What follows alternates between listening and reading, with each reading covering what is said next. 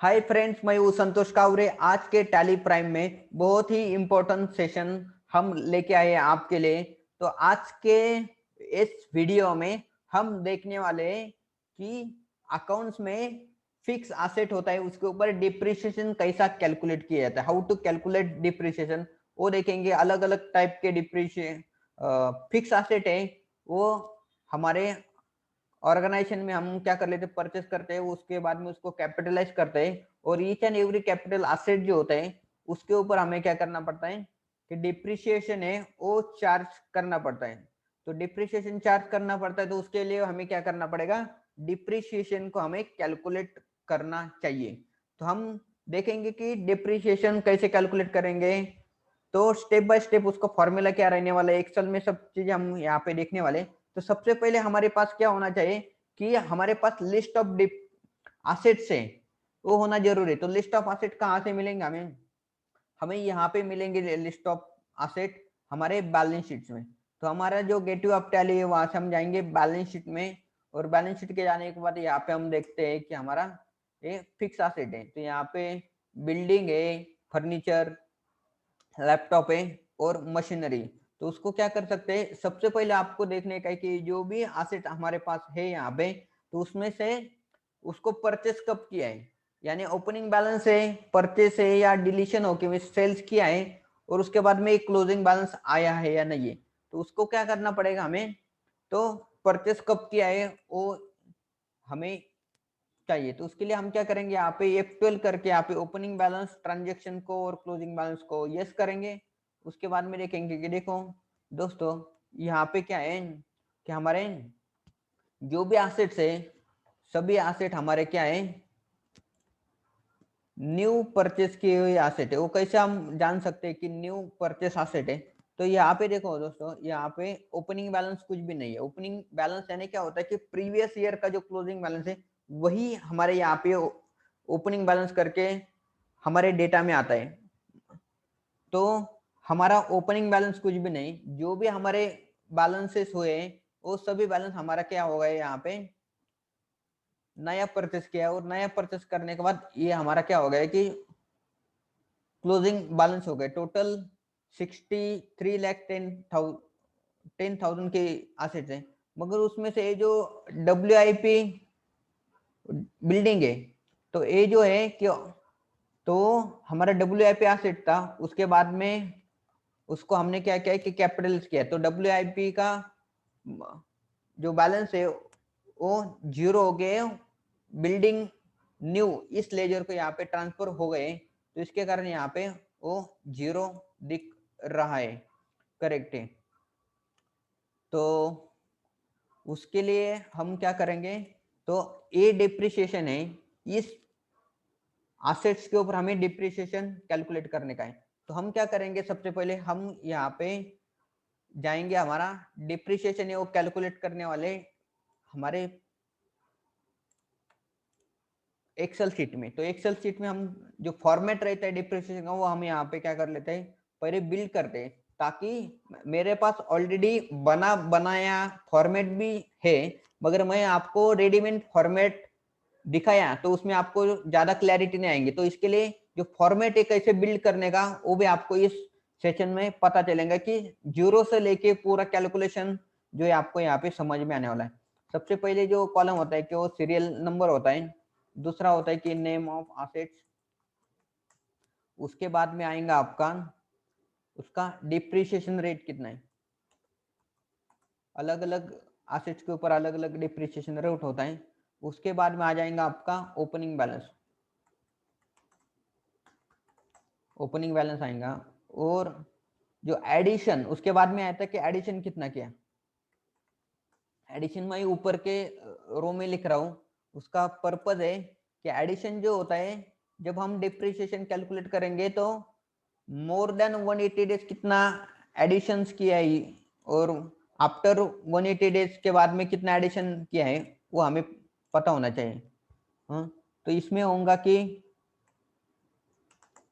Before 30th सितंबर, यानी 30th सितंबर के पहले जो है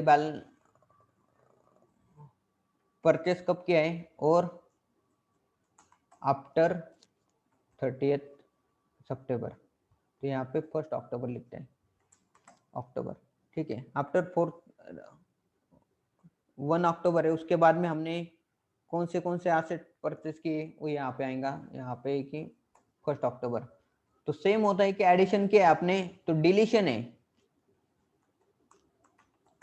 डिलीशन क्या है वो भी यहाँ पे हमें पता होना चाहिए, ताकि जो जो एसेट हमने मोर देन 180 डेज यूज किया है उसके ऊपर 100% डिप्रिसिएशन चार्ज होता है, और लेस देन 180 डेज जो है अगर वो किया है तो उसके लिए हमें क्या करना पड़ता है कि 50% डिप्रिसिएशन चार्ज होता है।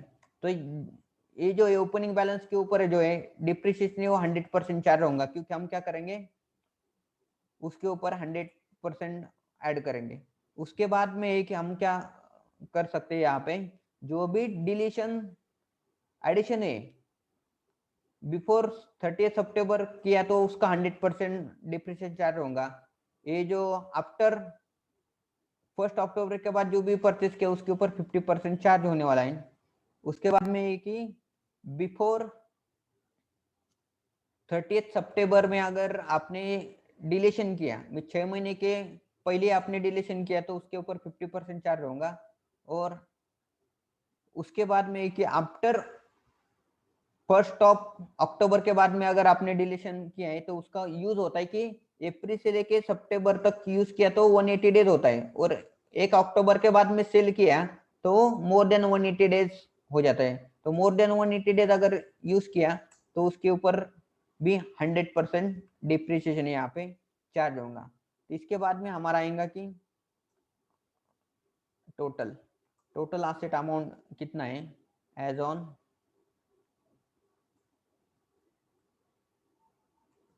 31 मार्च, ये आ जाएगा। उसके बाद में यहाँ पे हम करेंगे डिप्रिसिएशन कैलकुलेट, डिप्रिसिएशन आएगा और यहाँ पे आएगा closing balance, balance of assets, ये हमें ये हो गया हमारा फॉर्मेट रेडी। तो उसको हम क्या कर लेते, थोड़ा उसको डिज़ाइन कर लेते, डिज़ाइन यानी जो कॉलम वगैरह है जो वो ऐड कर लेते हैं, ताकि क्या है कि थोड़ा अच्छा सा दिख जाएगा। तो ये थोड़ा प्रेजेंटेशन है वो भी करना पड़ेगा, ताकि जो भी कैलकुलेशन होगा यहाँ पे हमें रो और कॉलम के अकॉर्डिंग करने का है, करेक्ट है। ये हो गया हमारा टोटल फॉर्मेट रेडी। अभी फॉर्मेट तो रेडी हो गया। फॉर्मेट के बाद में क्या है कि हमें इसमें क्या करने का, इसमें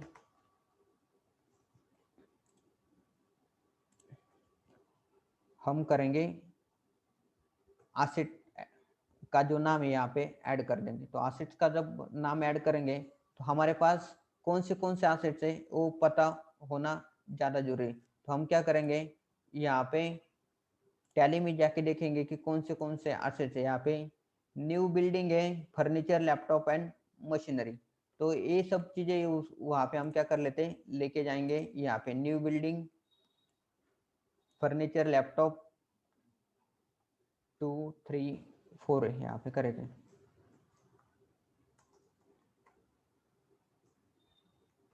न्यू बिल्डिंग आएगा, फर्नीचर,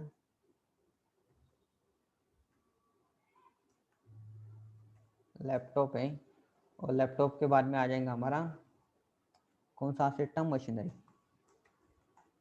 नहीं करेक्ट है, तो मशीनरी आ जाएगा। तो यहाँ पे एज पर कंपनी एक्ट नहीं, एज पर इनकम टैक्स के अकॉर्डिंग जो डिप्रिसिएशन होता है वो यहाँ पे हम रेट डाल एंटर करते हैं। बिल्डिंग के ऊपर 10% होता है, फर्नीचर के ऊपर 15% होता है, लैपटॉप के ऊपर 40% होता है, मशीनरी के ऊपर भी 15% होता है।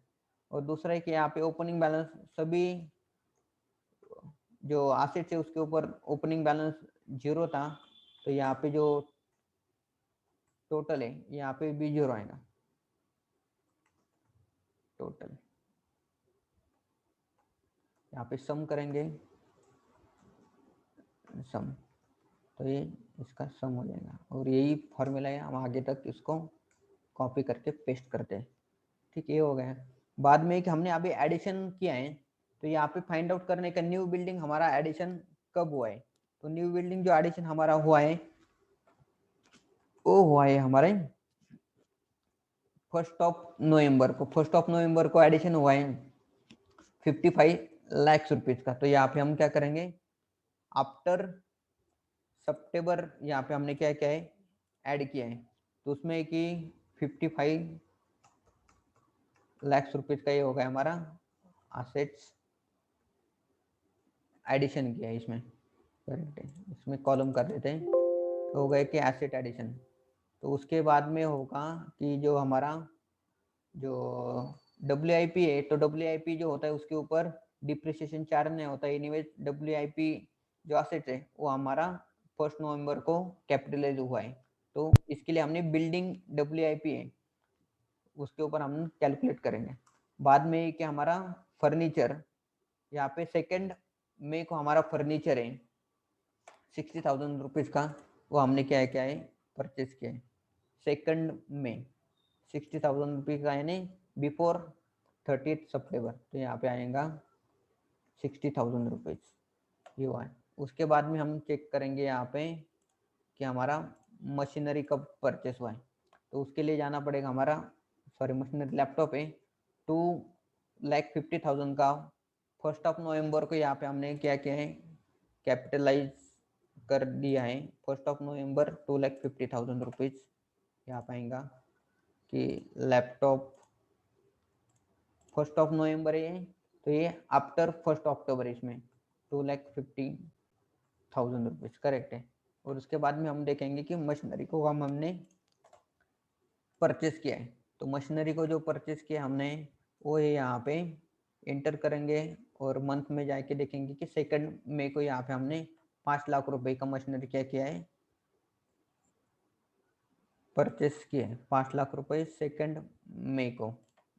तो यहाँ पे आएगा हमारा 2 मई को किया है तो बिफोर सितंबर है, तो इसके लिए आ जाएगा।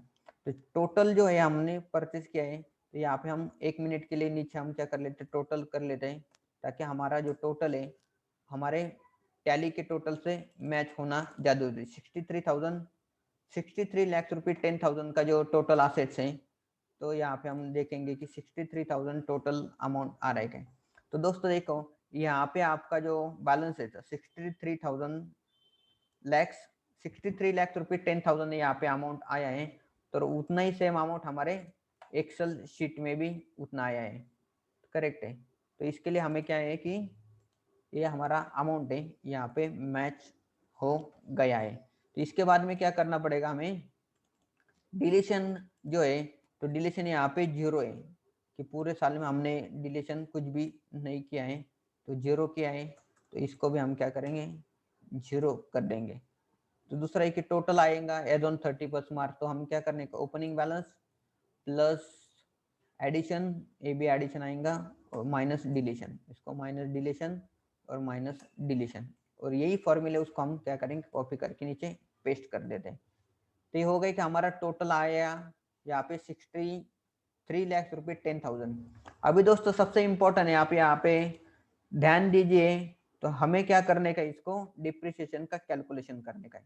तो डिप्रिसिएशन कैलकुलेशन है, तो आपको क्या करने का यहाँ पे कि जो भी यहाँ पे 100% जो भी यूज मोर देन 180 डेज, तो उसके ऊपर कितना चार्ज होगा 100% डिप्रिसिएशन चार्ज होगा। यूज लेस देन 180 डेज, तो उसके ऊपर 50% चार्ज होगा। ये जो कंसेप्ट है आपको क्या करने का है रट लेने का है, आपके दिमाग में एकदम फिट रहना चाहिए कि जो भी मशीनरी जो भी एसेट्स है जो भी फर्नीचर है लेस देन पूरे फाइनेंशियल ईयर में लेस देन 180 डेज, यानी क्या है कि 6 महीने के ज्यादा, जो साल होता है वो 365 डेज का साल होता है, मगर 180 डेज के बिलो अगर जो भी यूज होता है तो उसको क्या करेंगे 100% है हम चार्ज होता है as per income tax act. और जो यूज होता है लेस देन 180 डेज, तो उसके लिए 50% चार्ज होता है, क्योंकि हमने क्या है कि 6 महीने से कम समय के लिए यूज किया है, तो उसके लिए 6 महीने का ही सिर्फ हमें डिप्रिसिएशन है वो यहाँ पे कैलकुलेट होना चाहिए। तो कैलकुलेट करने के लिए यहाँ पे हम फॉर्मूला देते हैं, तो फॉर्मूला क्या होगा यहाँ पे इज इक्वल टू, और यहाँ पे रहेंगे कि ओपनिंग बैलेंस है प्लस यूज, यहाँ पे जो भी हमने 100% लिखा है उसके ऊपर 100% होगा, यूज एडिशनल बिफोर 38 सितंबर, और यहाँ पे जो है कि डिलीशन आफ्टर 1 अक्टूबर। तो ये जो है इसके ऊपर क्या होगा हमारा इंटू 100% हमारा ये कैलकुलेशन होगा, करेक्ट है, ये होगा 10% कैलकुलेट। उसके बाद में हमारा यहाँ पे हम क्या कर लेते हैं, ब्रैकेट क्लोज करते हैं और उसके बाद में नया ब्रैकेट ओपन करेंगे, प्लस जो है 50% जो है इसके ऊपर, ये दो है कि जिसको हमने क्या है कि आप जो एडिशन है आफ्टर 1 अक्टूबर के है उसके ऊपर भी हमारा 50% होगा चार्ज, और उसके बाद में उसको प्लस करके हमारा बिफोर 31 सेल किया है, तो बिफोर 31 सेल किया तो क्या होता है कि हमने अप्रैल से लेके समझो जुलाई तक, तो क्या होता है उसमें यूज सिर्फ हमने 100 डेज हो गए, तो उसके लिए ऊपर भी क्या होगा हमारा कम ही चार्ज होगा 50%।